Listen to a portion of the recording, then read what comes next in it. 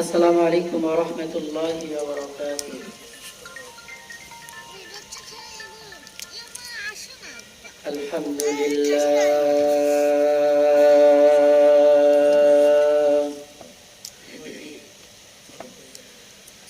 আলহামদুলিল্লাহি নাহমাদুহু ওয়া নাস্তাঈনুহু ওয়া নাস্তাগফিরুহ ওয়া নু'মিনু বিহি ওয়া নাতাওয়াক্কালু আলাইহি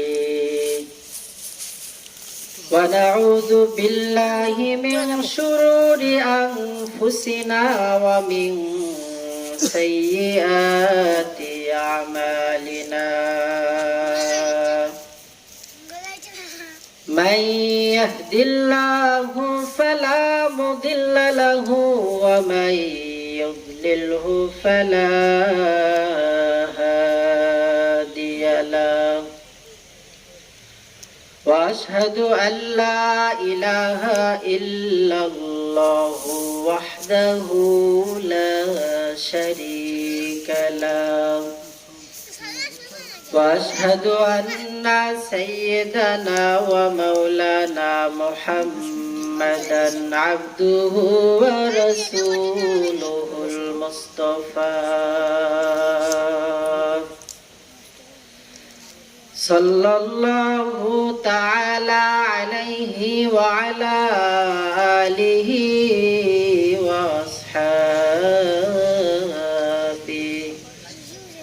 وأصحابه وبارك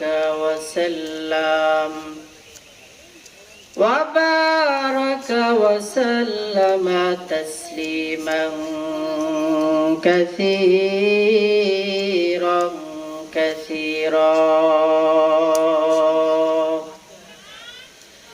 الذي أرسله الله تعالى بالحق بشيرا ونذيرا وداعيا إلى الله بإذنه وسراجا منيرا. أما بعد فأعوذ بالله من الشيطان الرجيم. بسم الله الرحمن الرحيم.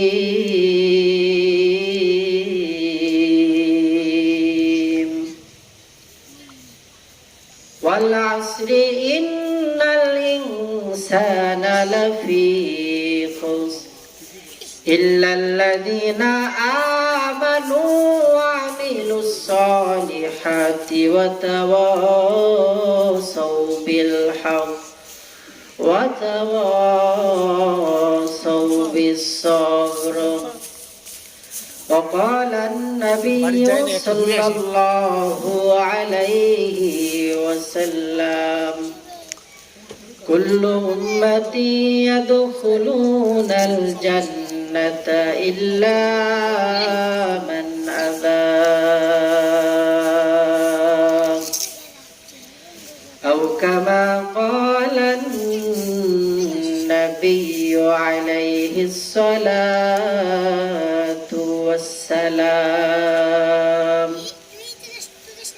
صدق الله مولانا العظيم وصدق رسوله النبي الكريم ونحن على ذلك لمن الشاهدين والشاكرين والذاكرين والحمد لله رب العالمين.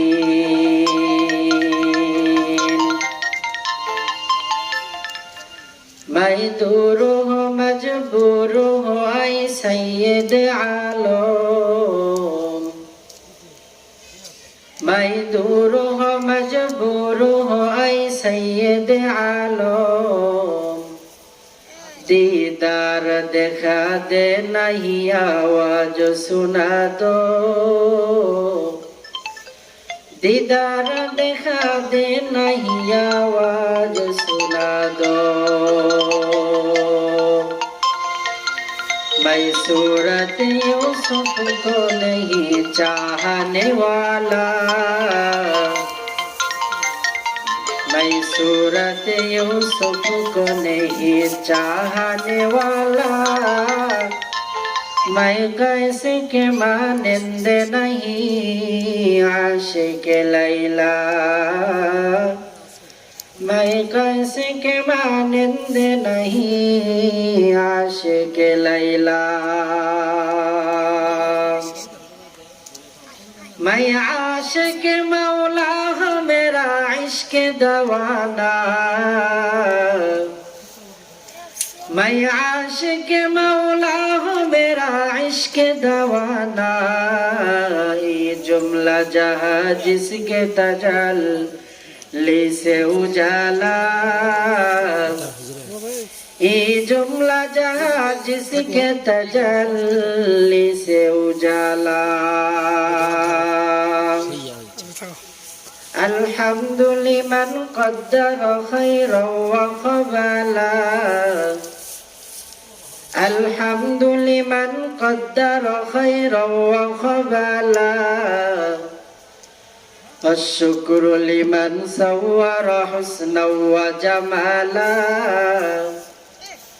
الشكر لمن صور حسنا وجمالا لا إله إلا الله محبت जिकिर करी لا إله إلا الله لا إله إلا الله لا إله إلا الله لا إله إلا الله لا إله إلا الله لا إله إلا الله لا إله إلا الله لا إله إلا الله আসমান জমিন গায়রুল্লাহ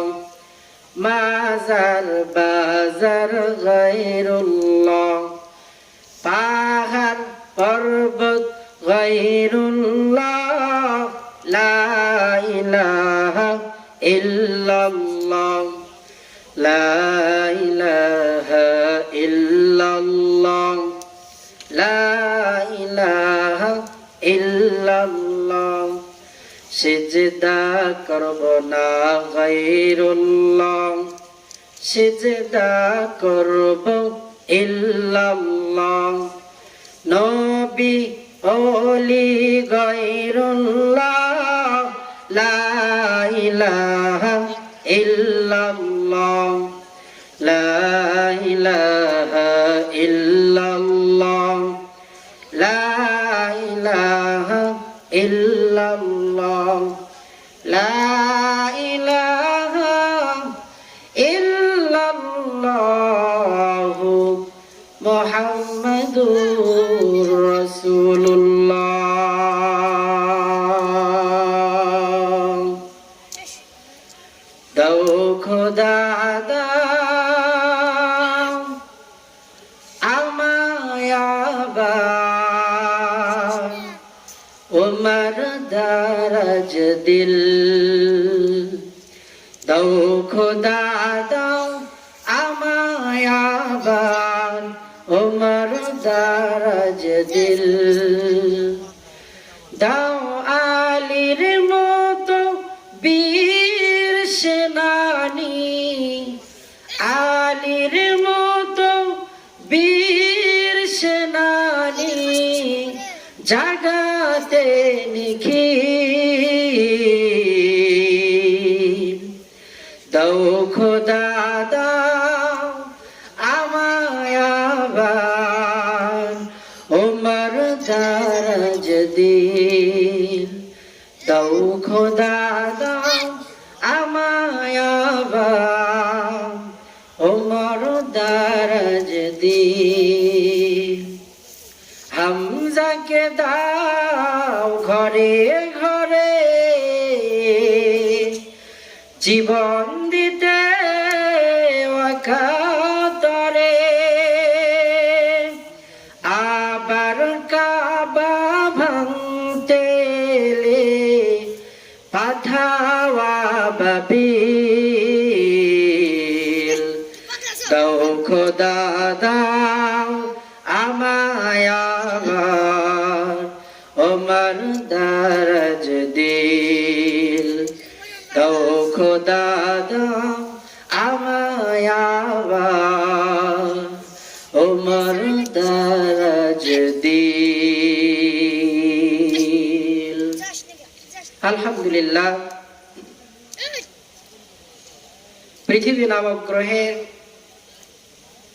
বাংলাদেশের বগুড়া জেলার অন্তর্গত হাটগাড়ি উত্তরপাড়া তালপট্টি বাইতুন নূর জামে মসজিদ ও ফুরকানিয়া মাদ্রাসার উন্নতি কল্পে বিশাল এ ঐতিহাসিক ওয়াজ ও দোয়ার মাহফিলের আজ 20শে ডিসেম্বর 2024 বরকতপূর্ণ এ মজলিসের সম্মানিত সভাপতি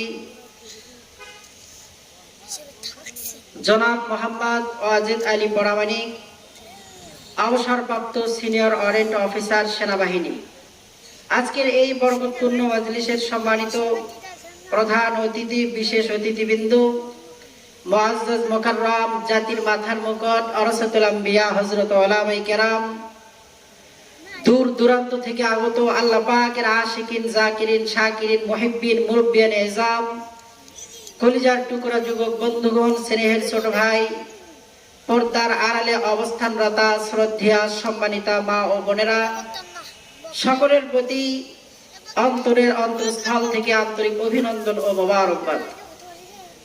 আজকের এই মাহফিলের প্রধান বক্তার চেয়ারকে আলোকিত করবেন সারা বাংলাদেশ এক সময় যার কথা শুনলে মানুষ পঙ্গপালের মতো মাহফিলের দিকে আসতে থাকতো, আলহাজ ডক্টর সৈয়দ মোহাম্মদ নজরুল ইসলাম 22 হাজারি সাহেবের সাহেবজাদা মুফতি সাব্বির আহমদ মাহমুদি পাবনা, আল্লাহ পাক হুজুরকে নিরাপদে আমাদের মাহফিল পর্যন্ত কবুল করেন, সকলেই বলে আমিন। আজকের এই বরকতপূর্ণ মাহফিল অক্লান্ত পরিশ্রম করে যারাই সাজিয়েছেন, এত সুন্দর জান্নাতের বাগানের ইন্তজার করেছেন, আল্লাহ পাক সকলের সকল শ্রমকে জান্নাতের বিনিময়ে কবুল করেন, সকলেই জবান খুলে বলি আমিন। আমি কোরআনুল কারীমের আয়াতের মধ্যে হতে একটি আয়াতে কারিমা তেলাওয়াত করেছি। সকলের পরিচিত একটি সূরা 103 নম্বর সূরা সূরাতুল আসর তেলাওয়াত করেছি।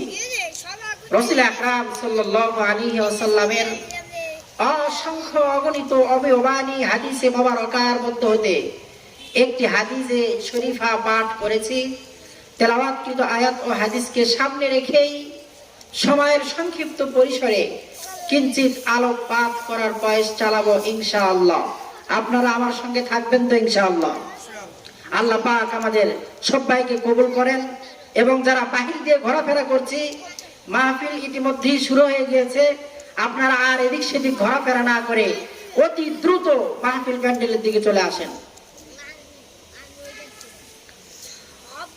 ওয়াজ মাহফিল, দাওয়াত ও তাবলীগ, জিহাদ, পীর মাশায়েখ, মুবাল্লিগ, মুজাহিদ, এসব কিছুর মার্কাজ হলো দ্বীনি শিক্ষা প্রতিষ্ঠান। পৃথিবীর সমস্ত বেঈমান বেদিন কাফের এরা আমরা মুসলমানের মতো এত ঘুমায়ও না আর এত অলস না।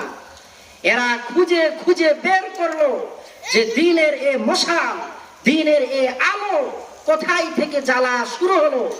মূল টার্গেটে যদি আমরা আঘাত করতে পারি, তাহলে ওয়াজ মাহফিল বন্ধ করে দাও বলতে হবে না, দাওয়াত ও তাবলীগ বন্ধ করে দাও বলতে হবে না, মসজিদগুলোকে তালাবদ্ধ করে দাও বলতে হবে না, ইমামের ইমামতি ছুটিয়ে দাও বলতে হবে না, মুয়াজ্জিনের মুখ থেকে আল্লাহু আকবারের ধ্বনি আজান বন্ধ করে দাও বলতে হবে না।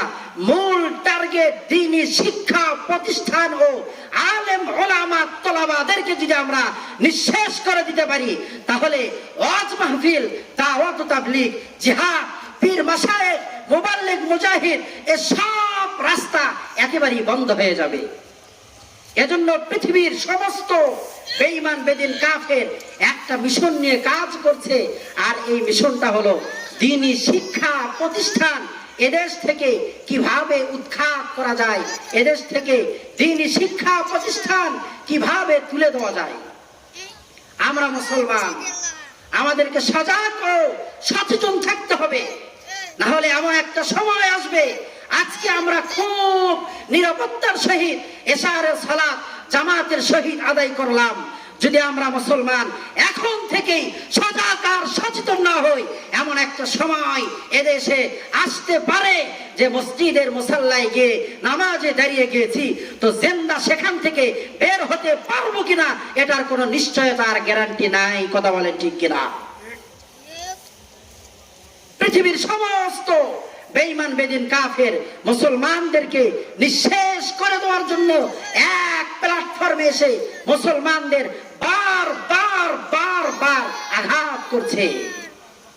দ্বীনি শিক্ষা প্রতিষ্ঠান তুলে দাও, কারণ তারা জানে দ্বীনি শিক্ষা প্রতিষ্ঠান যদি তুলে দেওয়া হয়, আলেমদের জবান যদি বন্ধ করা হয়, ওলামা তোলাবাদের জবান যদি বন্ধ করে দেওয়া হয়, হক্কানি পীর বুজুর্গ ওলিয়া উলিয়াদের জবান যদি বন্ধ করে দেওয়া হয়, তাহলে এদেশে এমন একটা সময় চলে আসবে, এদেশ সহ তাম বিশ্বের মুসলমানদের ঈমান ও আমল একেবারে ধ্বংসের চূড়ান্ত পর্যায়ে গিয়ে পৌঁছবে। কথা বলেন ঠিক কিনা? দ্বীনি শিক্ষা প্রতিষ্ঠান বন্ধ হয়ে যাবে তো মানুষ জিহাদ বুঝবে না, দ্বীনি শিক্ষা প্রতিষ্ঠান বন্ধ হয়ে যাবে, মানুষ নামাজে দাঁড়িয়ে কি পাঠ করতে হয় মানুষ বুঝবে না, দ্বীনি শিক্ষা প্রতিষ্ঠান বন্ধ হয়ে যাবে, মানুষ সওয়াবের কাজ করবে, কি বললে কি হয়, কি বললে কত নেকি, এগুলো মানুষ বুঝবে না। দ্বীনি শিক্ষা প্রতিষ্ঠান আলেম ওলামা তোলাবাদের জবান বন্ধ হয়ে যাবে তো তাবলীগ এদেশ থেকে একেবারেই নির্মল এবং ধ্বংসের চূড়ান্ত পর্যায়ে গিয়ে পৌঁছবে। জানে যে আলেমদের জবানকে যদি আমরা বন্ধ করতে পারি তাহলে তাবলীগ বন্ধ করে দাও বলতে হবে না, আলেমের জবান বন্ধ, মাদ্রাসা বন্ধ, হক্কানি পীর মাশায়েখ ওলিয়া উলিয়াদের জবান বন্ধ, এদেশে তাবলীগ বন্ধ। এজন্য সমস্ত বেঈমান বেদিন কাফের একজোট হয়ে তাবলীগের কাজকে তারা বিভ্রান্ত করার চেষ্টা করছে। কথা বলেন ঠিক কিনা? আল্লাহ আর আল্লাহ পাকের ইতাআত ছাড়া কারো ইতাআত জায়েজ আছে? কথা বলেন জায়েজ আছে? আল্লাহ আর আল্লাহ পাকের ইতাআত ছাড়া কারো ইতাআত জায়েজ নাই। তাবলীগের মধ্যে ভাগ আছে না নাই? এখন নাকি দুই ভাগ, এক আলেম ওলামাদের জাতির শ্রেষ্ঠ সন্তান আলেম ওলামাদের একটা তাবলীগ, আর একটা জাহেল এবং জালেমদের তাবলীগ। আপনারা কাদের দলে থাকতে চান? কথা বলেন, কাদের দলে থাকতে চান? আলেমদের দলে থেকে কোরআন সুন্নাহ অনুযায়ী তাবলীগের প্রচার প্রসার এদেশে হবে। কেউ যদি মনে করে যে ওই ইন্ডিয়ার দালালি করে আমরা এদেশে তাবলীগকে প্রচার প্রসার করতে চাই, তাহলে তাদেরকে স্পষ্ট ভাষায় বলতে চাই, ইন্ডিয়ার দশক আওয়ামী লীগ সরকারকে যেরকম এদেশ থেকে এদেশের তাওহীদি মুসলমান পালাতে বাধ্য করেছে, এমন একটা সময় আসবে তোমাদেরকে এদেশ থেকে পালাতে দেওয়া হবে না, টুঙ্গির ময়দানে জিন্দা দফন করে দেওয়া হবে। কথা বলেন ঠিক কিনা?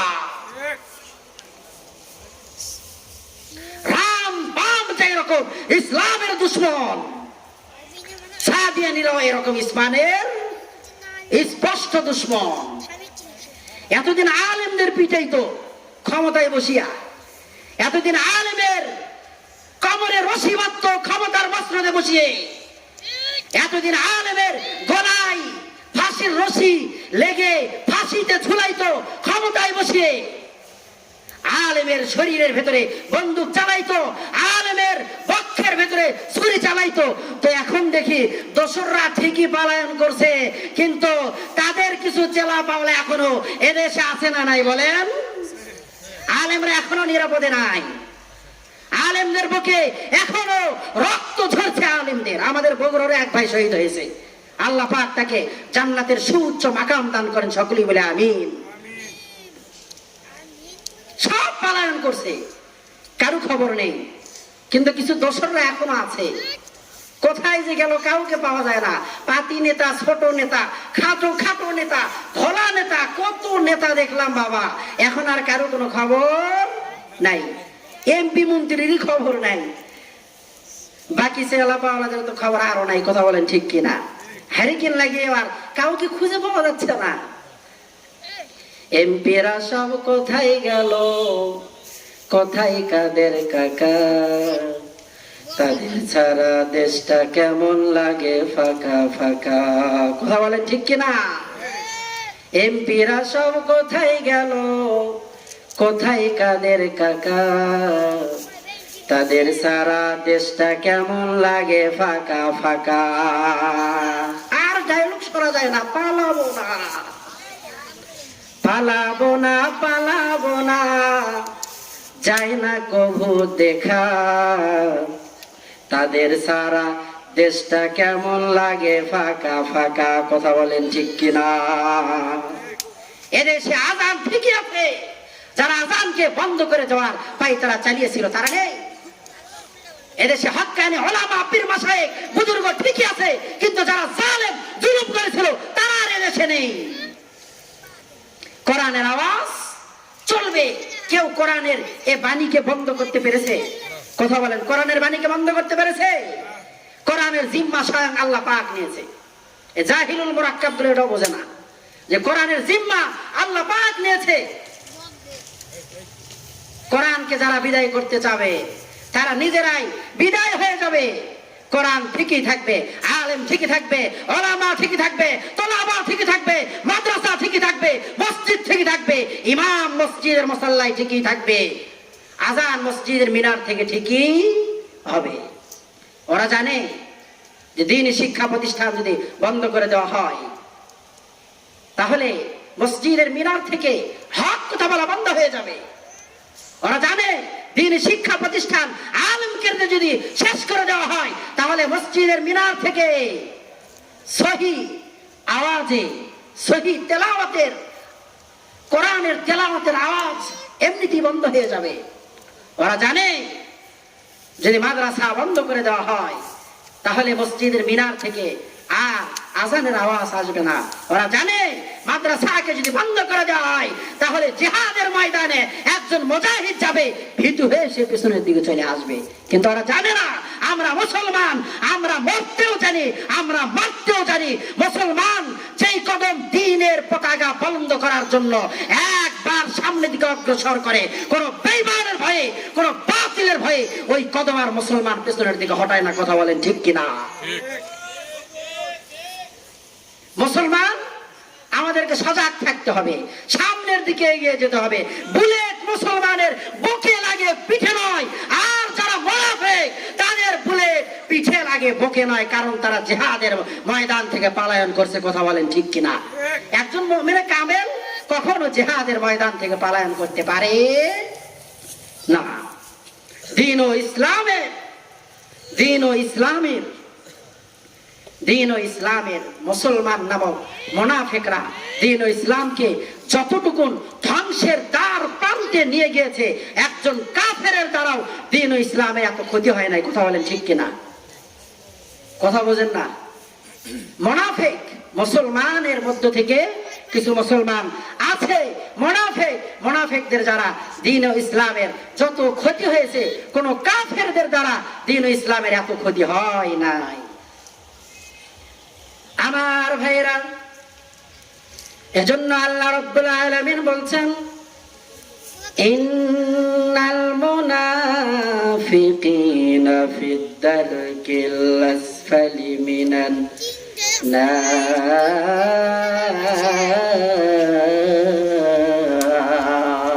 আল্লাহু আকবার, জোরে বলেন। আল্লাহ তাআলা বলছেন ইন্নাল মুনাফিকিনা ফিদ দারকিল আসফালি মিনান নার, মুনাফিকদের ঠিকানা হয়ে যাবে জাহান্নামের তলদেশে। জাহান্নামের তলদেশে একজন মুনাফিকের স্থান। তাহলে তলদেশের পরে আর কিছু আছে নাকি? কথা বলেন। তলদেশের পরে আর কিছুই নেই, যা আছে সব উপরে। জাহান্নামের তলদেশে মুনাফিকদের স্থান হয়ে যাবে, আর তার উপরে কাফের বেঈমান সহ সমস্ত গুনাহগার গুলো জ্বলতে থাকবে। ওই জাহান্নামের নিচে কত বড় জাহান্নাম, ওই জাহান্নাম কত বড়, ওই জাহান্নামের কত গর্ত। আল্লাহ পাকের রাসূল সাহাবায়ে কেরামদেরকে নিয়ে বসে আছেন। কিছুক্ষণ পর বিকট একটা আওয়াজ হয়ে গেল। সাহাবায়ে কেরামগণ জিজ্ঞাসা করলেন, ওগো আল্লাহর নবী, এত বিকট আওয়াজ কিসের হলো? আল্লাহ পাকের রাসূল চুপ হয়ে বসে গেলেন। সঙ্গে সঙ্গে জিবরিল আমিনের আগমন। ওগো মায়ার নবী, দয়ার নবী, চিন্তা করার কোনো কারণ নাই গো। আজ থেকে ৭০,০০০ বছর আগে আল্লাহ তাআলা জাহান্নামের উপরিভাগ থেকে একটা পাথর নিক্ষেপ করেছিলেন, ছেড়েছিলেন। আজ ৭০,০০০ বছর পর ওই পাথরটা জাহান্নামের তলদেশে গিয়ে পৌঁছালো। আমার ভাইরা, ৭০,০০০ বছর পর যদি জাহান্নামের উপর থেকে নিচে পাথর এসে পড়ে, তাহলে একটা বার অনুমান করে দেখে জাহান্নাম কত গর্ত। এই গর্তের ভেতরে আল্লাহ তাআলা মুসলমান নামের মুনাফিকদের ফেলবে। মুসলমান কালেমা ঠিকই পড়েছে, নামাজ ঠিকই পড়েছে, কিন্তু সে মুনাফিক। তার উপরে এক, ভেতরে আর এক। উপরে বলে আমি দিনকে জিন্দা করতে চাই, ভেতরে ভেতরে আলেম ওলামা তোমাদেরকে শহীদ করে জবে করে দিনকে একেবারে মাটির সঙ্গে মিশিয়ে দিতে চায়। কথা বলেন ঠিক কিনা? জাহান্নামের আগুন বড় ভয়াবহ।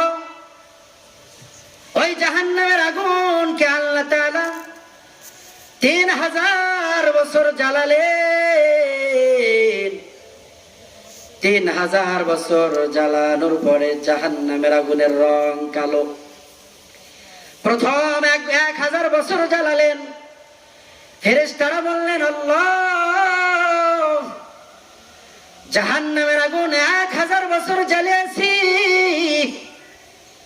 আল্লাহ তাআলা রাগ হয়ে গেলেন, আর ডাক দিয়ে বললেন, ফেরেশতারা রে, আমার বান্দাদেরকে আমি রব বানাইছি আমার ইবাদত করার জন্য। আমার বান্দা যখন আমার কদমে সেজদায় না লুটাইয়া আমি আল্লাহ তাআলার দাসত্ব গোলামি বাদ দিয়া মানুষের দাসত্ব গোলামি করে, ওই বান্দার জন্য ১০০০ বছরের প্রজ্বলিত আগুন আমি রব যথেষ্ট মনে করি না, আরো ১০০০ বছর জ্বালা। ১০০০ বছর জ্বালানোর পরে জাহান্নামের আগুনের রং লাল। আর ১০০০ বছর জ্বালানোর পরে জাহান্নামের আগুনের রং হয়ে গেল সাদা। ২০০০ বছর জ্বালানোর পর ফেরেশতারা আল্লাহ পাকের নিকটে আসতে, আল্লাহ ২০০০ বছর জ্বালাইছি। আল্লাহ তাআলা জানিয়ে দিলেন, ও ফেরেশতার দল, আমি আমার বান্দাদেরকে বানিয়েছিলাম আমার রাস্তায় জীবন দেওয়ার জন্য, দিনের পথে শহীদ হওয়ার জন্য, দিনকে জিন্দা করার জন্য, দিনের পতাকা বুলন্দ করার জন্য। আমার বান্দাদেরকে আমি রব জিহাদের ময়দানে পাই নাই, নামাজের মুসাল্লায় পাই নাই, মসজিদে পাই নাই। ও বান্দা রোজা রাখছে, এই আমলের ভিতরে পাই নাই, নেক আমলের ভিতরে পাই নাই। ওরে বান্দা, আরো ১০০০ বছর জ্বালা। এদেরকে এখান থেকে উঠে দেন।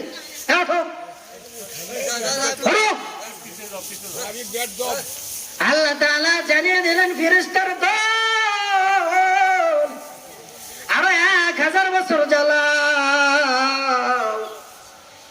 3000 বছর জাহান্নামের আগুনকে জ্বালালো। জাহান্নামের আগুনের রং এবার হয়ে গেল কালো। কেমন কালো? যে কালোর ভেতরে আলোর কোনো অবকাশ নাই। যেই কালো এমন কালো যে কালোর ভেতরে এখানে বাতি জ্বালাইছেন আলো হয়েছে, যত আলোই জ্বালান না কেন জাহান্নামের আগুন যদি এখানে নিয়ে আসা হয় তাহলে সব আলোগুলো কালো হয়ে যাবে। নবী আদম দুনিয়াতে আসার পর আল্লাহ তাআলাকে বললেন, আল্লাহ ক্ষুধা পাইছে, খাবার খাইতে চাই, আগুনের দরকার, আগুন দেন। আল্লাহ তাআলা ফেরেশতাদেরকে বললেন, ফেরেশতারা ওই জাহান্নামের আগুনটারে ৭০,০০০ বার সাগরের পানিতে ডুবাও আর চুবরাও। ৭০,০০০ বছর ৭০,০০০ বার চুবরানের পরে আদম নবীকে দিছে। আদম নবী রান্না করার জন্য পাতিলের নিচে দিছে। পাতিলও পুড়ছে, পাতিলের ভেতরে ভাত তরকারি যা ছিল সব পুড়ছে। এই হালো।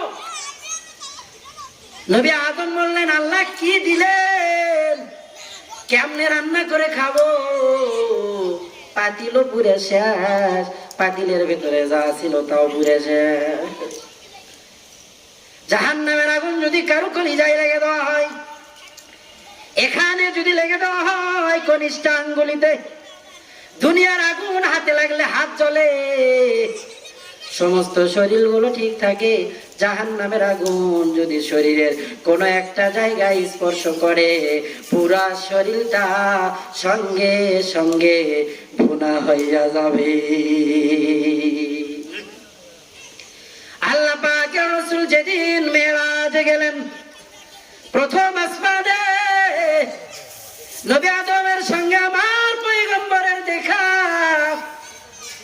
এবার কথোপকথন হলেন, আল্লাহর পয়গম্বর দ্বিতীয় আসমানে যাবেন।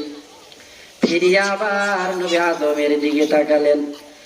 নবী আদম একবার ডানের দিকে তাকায় আর মুস্কি মুস্কি হাসে,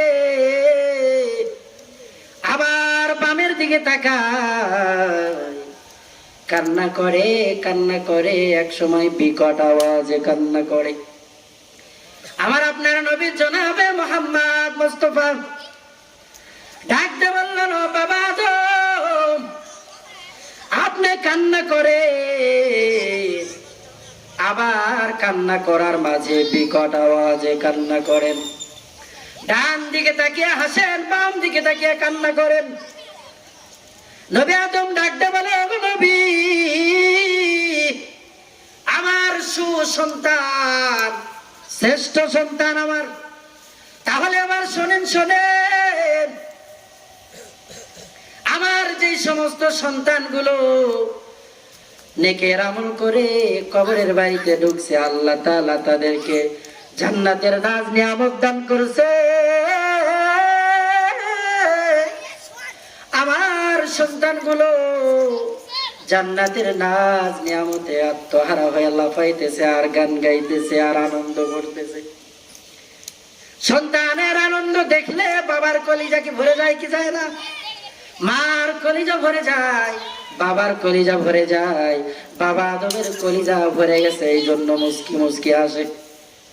ওগো আল্লাহর নবী, শোনেন, শোনেন, আমার যে সমস্ত সন্তানগুলো গুনাহের কাজ করছে, আল্লাহর গোলামি করে নাই, তাগুতের গোলামি করছে, অন্যের কদমে সেজদা লাগাইছে, ওই সমস্ত বান্দাদেরকে আল্লাহ পাক জাহান্নামের ভেতরে ফালাইয়া দিছে।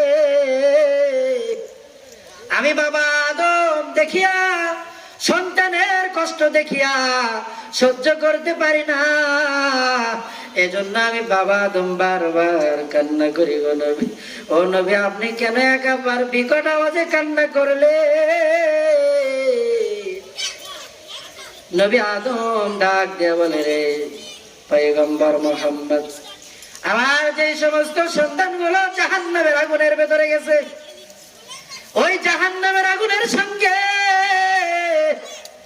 যখন উপরের দিকে উঠে, আমি বাবা দেখে সহ্য করতে পারি না, অনেক উপরের দিকে উঠে আবার নিচের দিকে নামে, আবার উপরের দিকে ওঠে, আবার নিচের দিকে উঠে। গো নবী, আমি বাবা কেমন করে আমার সন্তানের আযাব গুলো সইতে পারি? এজন্য আমি আযাব দেখে দেখে বিকট আওয়াজে কান্না করি। জাহান্নামের ভয়ে মানুষ কান্না করে না, অথচ পাথর কান্না করে। পয়গম্বর মুসা আলাইহিস সালাম রাস্তা দিয়ে যাইতেছে, তাকিয়ে দেখে রাস্তার পার্শ্ব থেকে পাথরের ভেতর থেকে কান্নার আওয়াজ। ওগো পাথর, কেন কান্না করো? পাথরের জবান খুলে গেছে। ভাইরা আমার, একটু ভালো মতো খেয়াল করবেন। ও মুসলমান ভাই, আল্লাহর পয়গম্বর মুসা বলছে, পাথর তুমি কেন কান্না করো? বিনাইয়া বিনাইয়া কেন কান্না করো? পাথরের জবান খুলে গেছে, আর ডাকতে বলছে, নবী মুসা, ফাত্তাকুন নার আল্লাতী ওয়াকুদুহান নাস ওয়াল হিজারা। কোরআনে আল্লাহ তাআলা বলেছেন, জাহান্নামের আগুন আল্লাহ তাআলা জ্বালাবে মানুষ দ্বারা আর পাথর দ্বারা। কি দ্বারা? মানুষ দ্বারা, পাথর দ্বারা। আমি পাথরের বড় ভয় হয়, আমার দ্বারা আল্লাহ পাক জাহান্নামের আগুন জ্বালাই কিনা। পাথরের এতটুকু এহসাস অন্তরের ভিতরে। আমাদের গুনাহের সীমা আছে। আমাদের অন্তর কখনো কাঁদে না, আমাদের অন্তর কখনো ভয়ে কম্পিত হয় না যে জাহান্নামের আগুনে জ্বলতে হবে আমাকে। জাহান্নামের আগুনের ভয় আমাদের মাঝে নেই। অথচ বাহলুল পাগল, ভাইরা আমার, আপনারা নাম শুনেছেন বাহলুল পাগল? নাম শোনেন নাই নাকি? নাম শোনেন নাই? বাহলুল পাগল। বাহলুল পাগল রাস্তা দিয়ে হাঁটতেছে, দিনের কাজ করতেছে। এক মাঠের ভিতরে দাওয়াত ও তাবলীগের ভাইরা আসলে মাঠে ময়দানে যেখানেই পাই সেখানেই দাওয়াত দেয়। কতক্ষণ ঠিক কিনা? ধরছে, ওগো সন্তান, তুমি কেন খেলা করো না? ভিন্ন সন্তান গুলো তো খেলা করে, তুমি কেন খেলা করো না? তুমি কি এমন ভাবো? সন্তান ডাক দে বলে, রে বাহলুল, আমি ছোট হতে পারি, কিন্তু আমার চিন্তা চেতনা বড় গভীরে। আমি আমার বাসাতে দেখি আমার মা যখন চুলাতে আগুন ধরায়, বড় বড় খড়িগুলো দেয় না, আমার মা ছোট ছোট খড়ি দিয়ে আগুন জ্বালাই। ওগো বাহলুল পাগল, আমি ছোট্ট সন্তানের বড় ভয় হয়। আল্লাহ তাআলা আমারে দ্বারা ওই জাহান্নামের আগুন জ্বালাই কিনা। ছোট্ট সন্তানের অন্তরের ভিতরে জাহান্নামের ভয়, অথচ আমাদের জিন্দেগিতে গুনাহের কি হিসাব আছে? কতক্ষণ গুনাহের হিসাব আছে? আমরা জাহান্নামের ভয়ে কান্না করি না।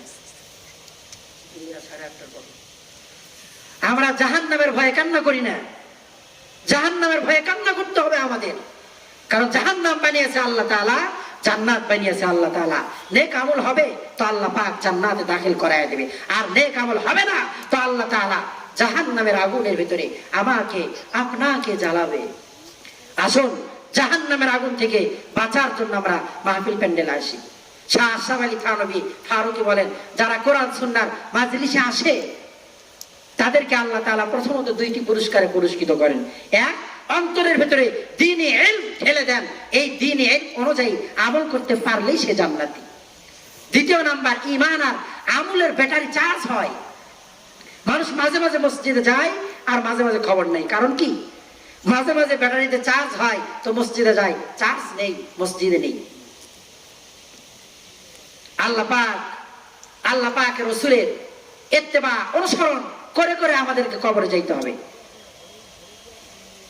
আল্লাহর নবী বলেছেন, কুল্লু উম্মতি ইয়াদখুলুনাল জান্নাতা ইল্লা মান আবা, আমার প্রত্যেক উম্মত জান্নাতে দাখিল হবে ইল্লা মান আবা, তবে যারা আমার ইতাআত করে নাই তারা কখনো জান্নাতে দাখিল হতে পারবে না।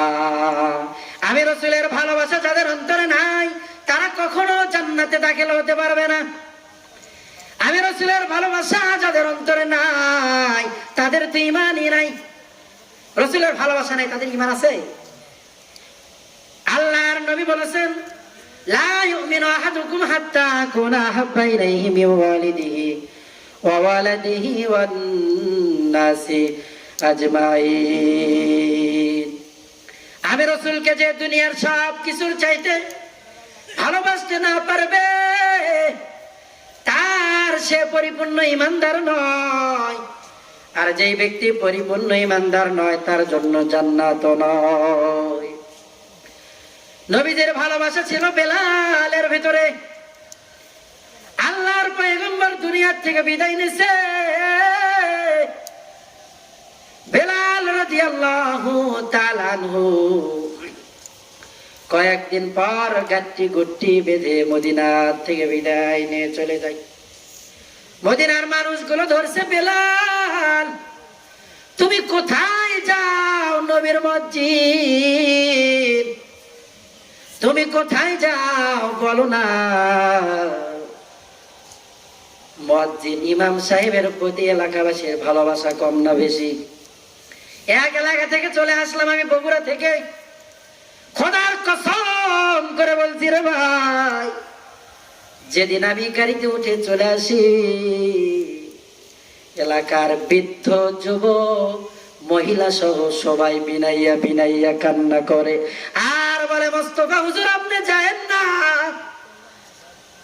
এলাকা থেকে চলে আসলাম, সবার অন্তরের ভেতরে ভালোবাসা, ভালোবাসা আল্লাহ প্রদত্ত। বেলালের প্রতিও মানুষের একটা ভালোবাসা। ও বেলাল, মদিনা ছেড়ে যায় না, কারণ আমাদের পয়গম্বর মদিনাতে আর নাই রে বেলাল। পয়গম্বরকে দেখতে পারবো না, কিন্তু আমার পয়গম্বরের মুয়াজ্জিন বেলালকে তো দেখতে পারবো। ও বেলাল, তুমি মদিনা ছেড়ে যাইও না। বেলাল ডাক দে বলে, রে মদিনার মানুষ, যে মদিনায় আল্লাহর রাসূল নাই ওই মদিনায় আমি বেলালও নাই। বেলাল রাদিয়াল্লাহু তাআলা আনহু গাট্টি গুট্টি নিয়ে চলে গেছে। একদিন যায়, 2 দিন যায়, 6 মাস পেরিয়ে যায়। কত মানুষ আল্লাহ পাকের রাসূলের রওজার কিনারায় দাঁড়িয়ে সালাম জানাই। আল্লাহ পাকের রাসূল বেলালকে স্বপ্নের মধ্যে জানিয়ে দিছে, ও বেলাল, দুনিয়ার কত মানুষের সালামের আওয়াজ শুনতে পাই রে বেলাল, তোমার ওই মধুমাখা কণ্ঠ, তোতলা কণ্ঠের আওয়াজ কেন আমি রাসূলের কানে আসে না? বেলাল রাদিয়াল্লাহু তাআলা আনহু ঘুম থেকে লাফ দিয়ে উঠছে আর চিৎকার মারছে আর ডাকতে বলে, আমার রাসূল আমারে তলব করছে রে, কোথায় আমার গাট্টি গুট্টি, কোথায় আমার কাপড়, তাড়াতাড়ি দাও, আবার মায়ার নবীর সঙ্গে আমি বেলাল দেখা করতে যাব। সুবহানাল্লাহ। বেলাল রাদিয়াল্লাহু তাআলা আনহু মদিনার দিকে দৌড় মারছে। মদিনার মানুষ বেলালকে দেখে পাগল হয়ে গেছে। ছোট্ট ছোট্ট বাচ্চাগুলো মাকে ডাকতে বলে, মা, আল্লাহর নবীর মুয়াজ্জিন বেলালকে দেখলাম মা, আল্লাহর পয়গম্বর মনে হয় মদিনার জমিনে আসতে গো মা, আল্লাহর পয়গম্বর মনে হয় মদিনাতে চলে আসছে। কারণ নবীজির মুয়াজ্জিন বেলালকে দেখলাম, বেলাল দৌড়াইতেছে, ও মা নতুন জামা পরিধান করাইয়া দাও, আমাদের শরীরের ভিতরে ভালো ভালো দামি আতর পারফিউম ব্যবহার করে দাও, ও মা চোখে সুরমা লাগাইয়া দাও, আমার পয়গম্বরের সঙ্গে দেখা করার জন্য যাব। যাওয়ার পরে দেখে আল্লাহর পয়গম্বর নাই, বেলাল রওজার কিনারায় দাঁড়িয়ে কান্নায় বেলাল রাদিয়াল্লাহু তাআলা আনহু বেহুশ হয়ে গেছে। আল্লাহর পয়গম্বর রওজার ভেতরে ডেকে ডাক দিয়ে বলছে, রে বেলাল, গত 6 মাস আমি যত কষ্টে ছিলাম, আমার কেমন জানি শূন্য শূন্য শূন্য শূন্য লাগতো রে বেলাল। কারণ ভালোবাসার মানুষ, কাছের মানুষ কাছে না থাকলে শূন্য শূন্য লাগে কিনা? মেয়ে নেই বাসায়, বাসায় একাই ঘুমাইতেছেন, বুকটা খালি খালি লাগবে, কারণ আমার কলিজার টুকরা মেয়ে বাসায় নেই, তাকে আমি ভালোবাসি জান প্রাণ দিয়ে। আল্লাহর পয়গম্বর বললেন, বেলাল আমার কলিজাটা কেমন যেন ঠান্ডা হয়ে গেল। বেলাল, গত 6 মাস আমি যতটুকু না শান্তি পেয়েছি, তোমার সালামের আওয়াজ শুনে আমি পয়গম্বর আজকে বড় আনন্দিত। আল্লাহর পয়গম্বর আমাদের জন্য কান্না করেছেন। আল্লাহর পয়গম্বর ওই উম্মতের জন্য কেমন কান্না করেছেন। নবী আমার যেদিন দুনিয়াতে আসবেন, মা আমিনা বর্ণনা করেন, আমার সন্তান যেদিন দুনিয়াতে আসে, দুনিয়াতে আসার পর আমার সন্তান সেজদায় লুটিয়ে পড়ছে। সেজদায় লুটিয়ে পড়ার পরে কান্না করে, আমি আমার কানটা আমার সন্তান মুহাম্মাদের মুখের কাছে নিলাম। মুখের কাছে নেওয়ার পর শুনি আমার সন্তান শিশু মুহাম্মদ বলছে, আল্লাহ আমার গুনাহগার উম্মতদেরকে মাফ করবেননি। 3 দিন হলো মদিনাতে আমার নবীর খবর নাই। ওমরের মেজাজ বড় খারাপ হয়ে গেছে। ও মদিনার কাফের মুনাফিক, আমার পয়গম্বরের খবর না দিতে পারলে তোমাদের একটারও কাল্লা থাকবে না। ওমরের মেজাজ বড় খারাপ হয়ে গেছে। আবু বকর বলে, ওমর মেজাজ খারাপ করা যাবে না, কারণ আমার পয়গম্বরকে খুঁজে খুঁজে বের করতে হবে। খুঁজে খুঁজে বের না করলে মদিনার মানুষগুলো না খেয়ে মারা যাবে। সবাই খুঁজতে খুঁজতে বের হয়ে গেছে। মরুভূমির ভিতরে যাওয়ার পরে দেখে একজন রাখাল গাছের কিনারায় বয়ে বয়ে কান্দে। ও রাখাল, কেন কান্না করো? তোমরা কে? তোমাদের চিনি না, তবে ওই গুহার ভেতরে কে জানো উম্মতি উম্মতি বলে কান্না করে। আজকে 3 দিন হলো উম্মতি উম্মতি উম্মতি বলে কান্না করে রে। ওই লোকের জন্য আজকে 3 দিন হলো আমাদের ওট ভেড়া দুম্বা গুলো ঘাসে মুখ লাগায় না। আল্লাহু আকবার বলে। আমার ফারুক শিওরে গিয়ে দাঁড়িয়েছে, নবী আপনার কাল্লা আনতে গিয়েছিলাম আমি, ওমর আপনার চেহারা দেখে মুসলমান হয়ে গেছি রে নবী।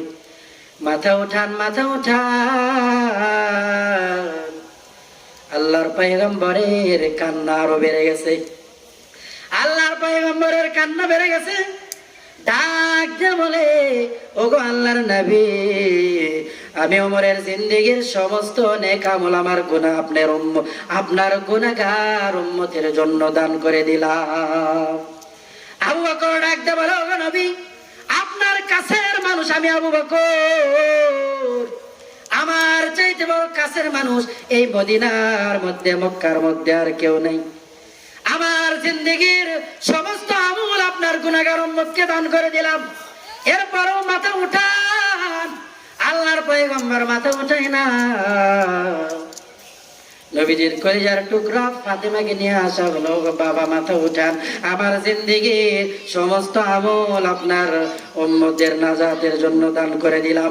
নবী আমার মাথা উঠায় না, ডাক দিয়ে বলল, গো বাবা হাসানার হোসাইনকে আপনার গুনাহগার উম্মতের জন্য কুরবানি করে দিলাম। আল্লাহু আকবার জোরে বলে। দিনের জন্য, আমাদের জন্য হাসান হোসাইন শহীদ। আজকে আমরা মুসলিম জাতি, আমাদের অবস্থা বড়ই করুন। সারা বিশ্বের মুসলিম জাতি আজ এক অশান্তির বেড়াজালে আবদ্ধ। মুসলমানরা আজ ইহুদি, খ্রিস্টান, বেঈমান, নাস্তিকদের হাতে লাঞ্ছিত, বঞ্চিত, নিষ্পেষিত, অবহেলিত, অত্যাচারিত। কথা বলেন ঠিক কিনা? সারা বিশ্বের মুসলিম জাতিকে একতাবদ্ধ হয়ে কোরআন সুন্নাহর আলোকে কালেমার পতাকাকে উড্ডীন করে ধরতে হবে, না হলে কিয়ামত হয়ে যাবে। এই বাংলার জমিন থেকে হাজারো দোসর আসবে, হাজারো জালেম আসবে যাবে, এদেশে কোনোদিন ইসলামী রাষ্ট্র কায়েম হবে না। কথা বলেন ঠিক কিনা? ইসলামী রাষ্ট্র কায়েম করার জন্য যদি ডাক আসে আল্লামা মামুনুল হকের পক্ষ থেকে, যদি ডাক আসে শায়েখে চরমনায়ের পক্ষ থেকে, যদি ডাক আসে আমিরে জামাত ও হেফাজতের পক্ষ থেকে, টেকনাফ থেকে তেতুলিয়া পর্যন্ত, পোরশা থেকে পাতুরিয়া পর্যন্ত সমস্ত মুমিন মুসলিম সকলেই এক প্ল্যাটফর্মে এসে এদেশ থেকে সমস্ত তাগুত ইসলাম বিদ্বেষী সমস্ত শক্তিকে জিন্দা দাফন দেব। কথা বলেন ঠিক কিনা? এখন এই সময় যদি না হয়, ঝড় উঠেছে আম কুড়াইতেই হবে। এই সময় যদি না হয় কিয়ামত হয়ে যাবে। জিন্দেগিতে এদেশে কোনোদিন কোরআনী রাজ কায়েম হবে না। এমন জালেম শাসক আমাদের উপরে চেপে বসেছিল গত দীর্ঘ 16টি বছর। আলেমদেরকে অনেক জ্বালিয়েছে, আলেমদেরকে ফাঁসির কাস্টে ঝুলিয়েছে। আল্লামা সাইদিকে ধুকে ধুকে জেলখানার মধ্যে মেরেছে। কি কারণ? কোরআনের কথা বলে, হাদিসের কথা বলে। আমরা এবার সবাইকে দেখা শেষ। চাচা, এরপরে বুবু, আপা, সবাইকে দেখা শেষ। এবার কোরআন সুন্নাহর বাংলাদেশ। কথা বলেন ঠিক কিনা? সবাইকে দেখা শেষ।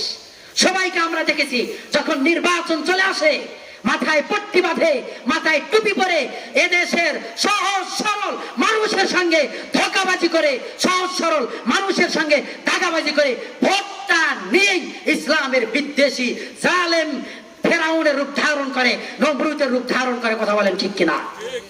কারো কথা শোনার সময় নেই। এবার কোরআন সুন্নাহ বাংলাদেশ। কোন একদিন এদেশের আকাশে কালেমার পতাকা দুলবে, সেদিন সবাই খোদাই বিধান পেয়ে দুঃখ বেদনা ভুলবে। কোরআনী বিধান চালু হয়ে গেলে সমাজে থাকবে না খুন, সমাজে থাকবে না দাগাবাজ, ধোঁকাবাজ, সমাজের মধ্যে থাকবে না কোনো টেন্ডারবাজ, সমাজের মধ্যে থাকবে না কোনো গাঁজাখোর, সমাজের মধ্যে থাকবে না কোনো মদখোর। কথা বলেন ঠিক কিনা? কোরআন সুন্নাহ অনুযায়ী দেশ চলবে, শান্তির ছায়া দেশের ভিতরে হয়ে যাবে। সমাজে শান্তি নেই কেন জানেন? কোরআন সুন্নাহর বাতি আমাদের ঘরে জ্বালানো নেই। এজন্য আসুন সবাই একতাবদ্ধ হয়ে কোরআন সুন্নাহর আলোকে জ্বালানোর জন্য, কালেমার পতাকা উড্ডীন করার জন্য সকলেই একতাবদ্ধ হয়ে এক প্ল্যাটফর্মে এসে আগামী দিন ইসলামের বিজয় আমরা দেখতে চাই। সকলেই বলেন আমিন। যতটুকু কথা বললাম আল্লাহ তাআলা আমাকে আমল করার তৌফিক দান করেন, আপনাদেরকেও আমল করার তৌফিক দান করেন। ওয়া আখির দাওয়ানা আলহামদুলিল্লাহি রাব্বিল আলামিন। সময় অতি অল্প, 8:30 বাজে। কমন নয় বক্তা চলে আসবেন ইনশাআল্লাহ। যারা এখনো বাইরে ঘোরাফেরা করছি